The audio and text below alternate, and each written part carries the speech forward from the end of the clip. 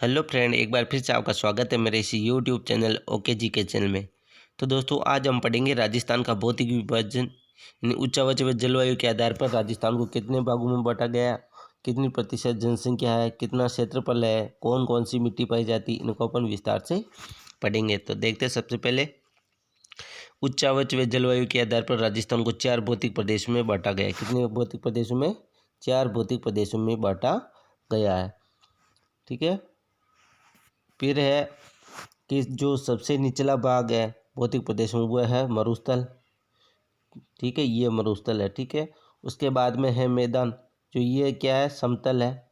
फिर मैदान के बाद में जो आता है वो आता है हाड़ौती का पठार, जो मैदानों से ऊपर का भाग है। ठीक है।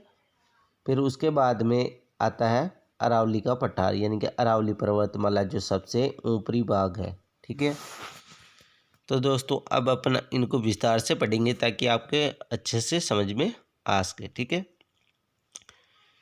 उससे पहले अपन राजस्थान के भौतिक प्रदेशों की सामान्य जानकारी देख लेते हैं।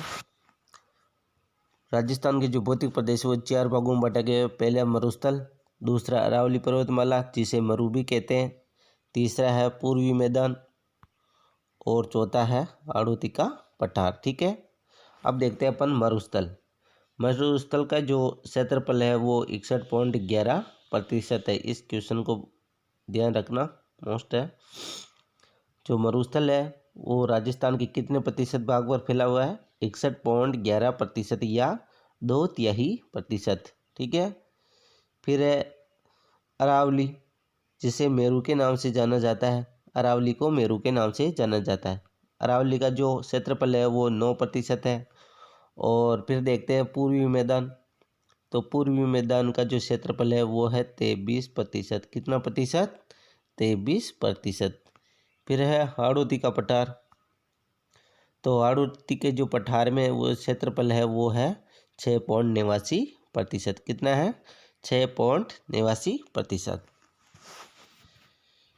अब देखते हैं अपन दोस्तों इनकी जनसंख्या कि किस प्रदेश में कितने प्रतिशत जनसंख्या निवास करती है। तो मरुस्थल में 40% जनसंख्या निवास करती है। कितने प्रतिशत? 40%। जबकि क्षेत्रफल कितना है मरुस्थल का? 61.11%। कितना है? 61.11% या 2/3 भाग। और जनसंख्या कितनी निवास करती है? 40%। ठीक है। अब देखते हैं अपन अरावली। अरावली का जो क्षेत्रफल है वो 9% है, जबकि जो जनसंख्या है वो है 10%। यानी कि क्षेत्रफल से 1% ज़्यादा जनसंख्या निवास करती है। क्षेत्रफल कितना है अरावली का? 9%। और जनसंख्या कितनी है? 10%। यानी 1% ज़्यादा जनसंख्या निवास करती है। अब देखते हैं अपन पूर्वी मैदान। तो पूर्वी मैदान का जो क्षेत्रफल है वो 23% है और जनसंख्या निवास करती है 39%। ठीक है। अब अपन देखते हैं हाड़ौती का पठार। तो हाड़ौती का पठार का जो क्षेत्रफल है वो 6.89% है और जनसंख्या है इसमें 11%। ठीक है। अब अपन दोस्तों देखेंगे कि किस क्षेत्रफल में कितने जिले आते हैं। ठीक है। अब अपन देखेंगे कि इन भौतिक प्रदेशों में कितने जिले आते हैं। तो सबसे पहले देखते हैं मरुस्थल। तो मरुस्थल में कितने जिले आते हैं? 12 जिले। मरुस्थल में कितने जिले आते हैं? 12 जिले। ठीक है। फिर है अरावली। तो अरावली प्रदेश में 7 या 13, यानी कि कुछ जगह 7 भी देर का है, कुछ जगह 13 भी देर का है। ठीक है। तो दोनों ध्यान रखना है। फिर है पूर्वी मैदान। तो पूर्वी मैदान में कितने जिले आते हैं? 10 जिले। कितने आते हैं? 10 जिले आते हैं इसमें। और जो हाड़ौती का पठार है उसमें जैसे हाड़ौती विशेष अगर जिले पूछे तो 4, कोटा, बारां, झालावाड़। लेकिन जो हाड़ौती का पठार है उसमें 7 जिले आते हैं, जिसमें 3 है ये अलग से, चित्तौड़, भीलवाड़ा व प्रतापगढ़। ये किस में आते हैं? हाड़ौती के पठार में आते हैं। ठीक है। तो कितने हुए? 7 जिले हुए। ठीक है। अब अपन देखते हैं इन प्रदेशों में पाई जाने वाली मिट्टी। ठीक है। तो जो मरुस्थल है उसमें रेतीली मिट्टी पाई जाती है या बालू मिट्टी पाई जाती है। कौन सी मिट्टी? रेतीली या बालू मिट्टी। ठीक है। फिर देखते हैं अरावली पर्वतमाला। तो अरावली पर्वतमाला में पाई जाती है पर्वतीय या वनीय मिट्टी। कौन सी मिट्टी पाई जाती है? पर्वतीय या वनीय मिट्टी पाई जाती है अरावली पर्वतमाला में, है ना। और जो पूर्वी मैदान है यहाँ जलोढ़ या कच्छारी डेल्टाई मिट्टी पाई जाती है, क्योंकि यहाँ नदियों द्वारा जो जल लाया जाता है उसके द्वारा जो साथ में जो मिट्टी बहकर आती है उससे कच्छारी या डेल्टाई मिट्टी बन जाती है, यानी यहाँ जमा हो जाता है जलोढ़ मिट्टी का। तो यहाँ जलोढ़ या कच्छारी डेल्टाई मिट्टी पाई जाती है।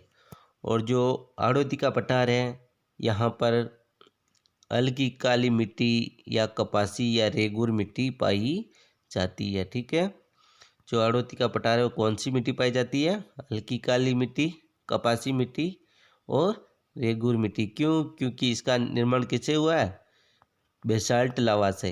इसलिए यहाँ कौन सी मिट्टी पाई जाती है? हल्की काली मिट्टी, कपासी या रेगुर मिट्टी पाई जाती है। अब अपन दोस्तों देखेंगे कि इन प्रदेशों में जो जलवायु है वो कैसी है। तो जो मरुस्थल है यहाँ पर शुष्क जलवायु या अर्ध शुष्क जलवायु पाई जाती है, यानी सूखी जलवायु पाई जाती है, यानी गर्म हवाएं चलती है। यहाँ नमी नहीं होती है यानी जलवायु में। ठीक है। फिर देखते हैं अरावली। तो अरावली में जो पाई जाती है वो उपाद्र, ठीक है, उपाद्र जलवायु पाई जाती है। और जो पूर्वी मैदान है वहाँ पर पाई जाती है आर्द्र जलवायु। कौन सी जलवायु? आर्द्र जलवायु। और हाड़ौती का पठार है वहाँ पर बहुत ही ज़्यादा आर्द्र होती है, यानी अति आर्द्र जलवायु पाई जाती है। ठीक है। अब अपन इनको देखते हैं मानचित्र के माध्यम से, वापस देखते हैं। जैसे जो पश्चिमी मरुस्थल है वहाँ पर शुष्क जलवायु पाई जाती है। कौन सी जलवायु? शुष्क जलवायु पाई जाती है। ठीक है। और अर्ध शुष्क। फिर जो अरावली का पठार है उसमें पाई जाती है उपाद्र, यानी कि उपाद्र जलवायु पाई जाती है। ठीक है। फिर जो है पूर्वी मैदान वहाँ पर आर्द्र जलवायु पाई जाती है। कौन सी जलवायु? आर्द्र जलवायु पाई जाती है। और हाड़ौती का जो पठार है वहाँ पाई जाती है अति आर्द्र जलवायु। ठीक है। अब अपन आगे देखते हैं। पहला जो भौतिक प्रदेश है वह उत्तरी पश्चिमी मरुस्थल या थार मरुस्थल। कौन सा? उत्तरी पश्चिमी मरुस्थल या थार मरुस्थल। ठीक है। तो उत्तरी पश्चिमी मरुस्थल व थार मरुस्थल में जो वनस्पति पाई जाती है वो पाई जाती है जीरोफाइट्स। कौन सी वनस्पति? जीरोफाइट्स, यानी कंठीली टाइप में। ठीक है। जो कंठीली झाड़ियाँ होती है ना उनको बोलते हैं जीरोफाइट्स। मरुस्थल का निर्माण जो हुआ है वो हुआ टर्सरीय काल में। कौन सी? टर्सरीय काल में या प्लीस्टोसीन काल। ये ध्यान रखना कि मरुस्थल का निर्माण किस काल में हुआ था? टर्सरीय एवं प्लीस्टोसीन काल। ठीक है। अब अपन देखते हैं मरुस्थल का विस्तार। तो सबसे पहले देखते हैं मरुस्थल की लंबाई कितनी है। तो मरुस्थल की कुल लंबाई है 740 किलोमीटर। कितनी है? 740 किलोमीटर। और मरुस्थल की चौड़ाई पूछे तो 300 किलोमीटर। कितनी है? 300 किलोमीटर। वापस देखते हैं अपन एक बार। उत्तरी पश्चिमी मरुस्थल या थार मरुस्थल में जो वनस्पति पाई जाती है वो पाई जाती है जीरोफाइट्स या खिली वनस्पति। ठीक है। मरुस्थल का निर्माण टर्सरीय काल या प्लीस्टोसीन काल में हुआ। और मरुस्थल की जो कुल लंबाई है वो है 740 किलोमीटर। कितनी है? 740 किलोमीटर। और जो चौड़ाई पूछे तो वो है 300 किलोमीटर। कितनी है? 300 किलोमीटर। ठीक है। मरुस्थल की जो औसत ऊंचाई है वो है 250 मीटर या 200 से 300 मीटर ऊंचा है। क्या है? मरुस्थल की औसत ऊंचाई कितनी है? 250 मीटर। ठीक है। अब अपन देखते हैं ढाल। जो ढाल है इसका मरुस्थल का वो किस तरफ है। तो इसका जो ढाल है वो है उत्तर पूर्व से दक्षिण पश्चिम की ओर। कैसा है, उत्तर पूर्व से दक्षिण पश्चिम की ओर। जैसे उत्तर, ये उत्तर हो गया और ये पूर्व हो गया, तो ये क्या है, उत्तर पूर्व, और ये यहाँ से इधर की तरफ है, तो ये तो हो गया दक्षिण और ये हो गया पश्चिम। तो क्या हो गया, उत्तर पूर्व से दक्षिण पूर्व की ओर। ठीक है। थार मरुस्थल 4 राज्यों में स्थित है। जो थार मरुस्थल है वो कितने राज्यों में स्थित है, 4 राज्यों में स्थित है। ठीक है। यानी कि जो थार मरुस्थल है वो भारत में 85% भाग पर फैला हुआ है, जबकि 15% भाग पाकिस्तान में फैला हुआ है। थार मरुस्थल 4 राज्यों में फैला हुआ है और भारत में जो थार मरुस्थल का जो विस्तार है वो 85% है और जो 15% है वो पाकिस्तान में फैला हुआ है। अब देखते हैं राजस्थान में भारत के कुल रेगिस्तान का कितना प्रतिशत है, तो वो है 62% या 61.11%। ठीक है। अब 4 राज्य कौन कौन से हैं, राजस्थान, गुजरात, हरियाणा व पंजाब। ठीक है। अब अपन चलते हैं मरुस्थल का अध्ययन, यानी कि जो पश्चिमी मरुस्थल है उसका विस्तार से अध्ययन करते हैं अपन।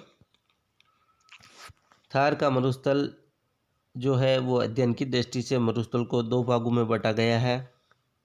यानी कि मरुस्थल को अध्ययन की दृष्टि से कितने भागों में बांटा गया है, 2 भागों में बांटा गया है।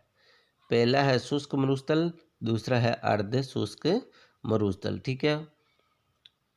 यहाँ से अधिकतर क्वेश्चन पूछा जाता है, तो इसे ध्यान से नोट करें।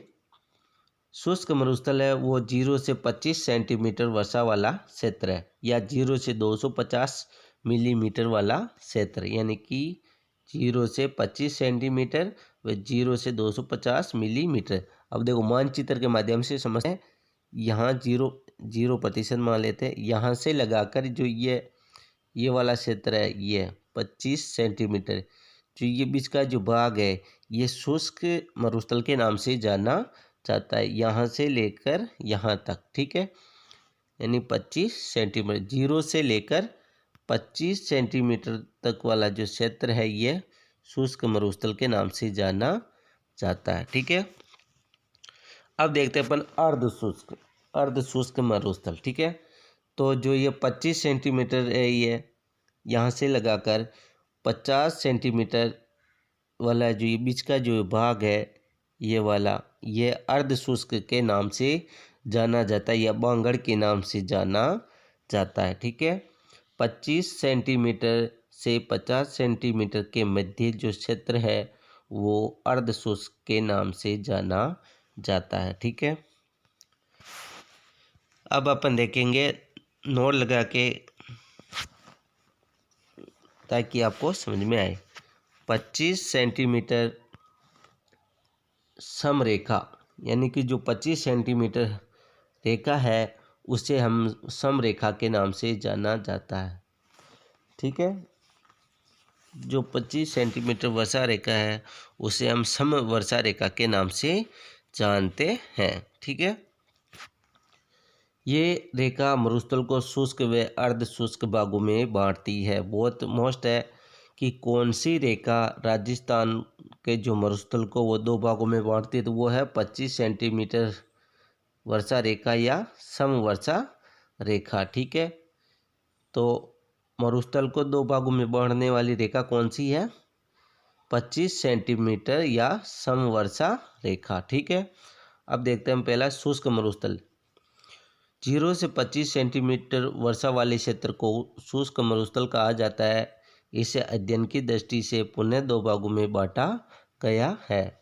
शुष्क मरुस्थल 0 से 25 सेंटीमीटर वर्षा वाले क्षेत्र को शुष्क मरुस्थल कहा जाता है। इसे अध्ययन की दृष्टि से पुनः 2 भागों में बांटा गया। हमने ऊपर देखा था कि 0 से 25 सेंटीमीटर वर्षा वाला क्षेत्र क्या कहलाता है, शुष्क मरुस्थल, और 25 से 50 सेंटीमीटर वाला क्षेत्र अर्ध शुष्क मरुस्थल। ठीक है। अब जो शुष्क मरुस्थल है उसको दो भागों में बांटा गया है।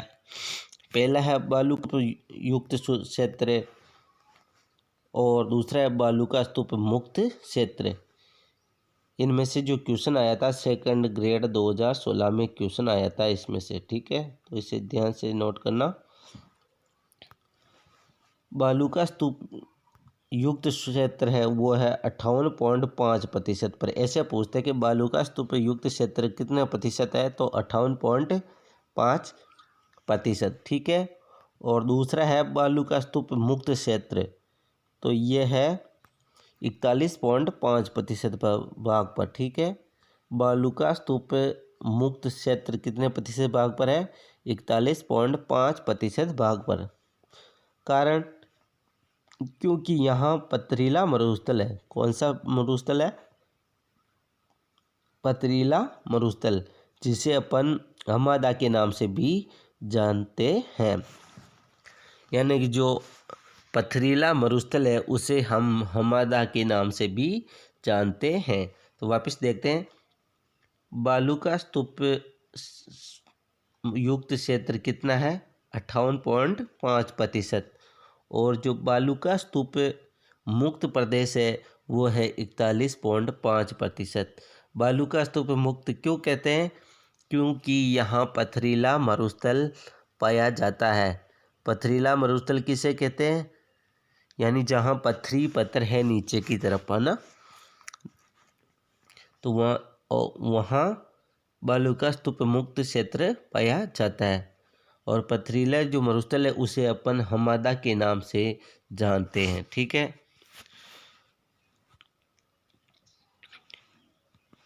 अब अपन देखते हैं जो बालू का स्तूप मुक्त क्षेत्र है उसका सर्वाधिक विस्तार कहाँ पाया जाता है, तो इसका सर्वाधिक जो विस्तार है वो जैसलमेर में पाया जाता है, और उसके बाद में पाया जाता है बाड़मेर, और उसके बाद में पाया जाता है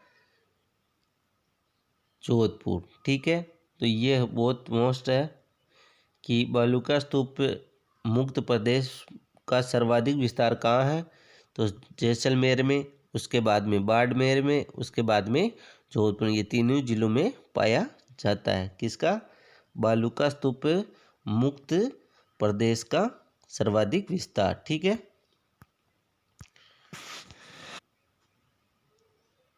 अब अपन देखते हैं कि बालू का स्तूप जो क्षेत्र वो बनते कहाँ हैं, तो जब पवन अपने साथ मिट्टी उड़ाकर लेकर आती है, उसका जो जमाव कर देती है मरुस्थल में, तो वहाँ पर क्या बन जाते हैं, बालू का स्तूप बन जाते हैं, ठीक है।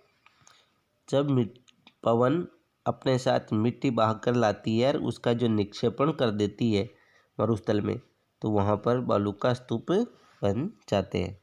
अब अपन देखेंगे कि बालू का स्तूप कौन कौन से होते हैं, उनके कौन कौन से प्रकार होते हैं। तो दोस्तों इससे जो आगे की क्लास है वो अपन कल पढ़ेंगे। अगर वीडियो पसंद आई हो तो लाइक करना, शेयर करना, और चैनल पर पहली बार हो तो चैनल को सब्सक्राइब ज़रूर करें, ताकि आने वाली हर वीडियो का आपको नोटिफिकेशन प्राप्त हो सके। तब तक के लिए धन्यवाद।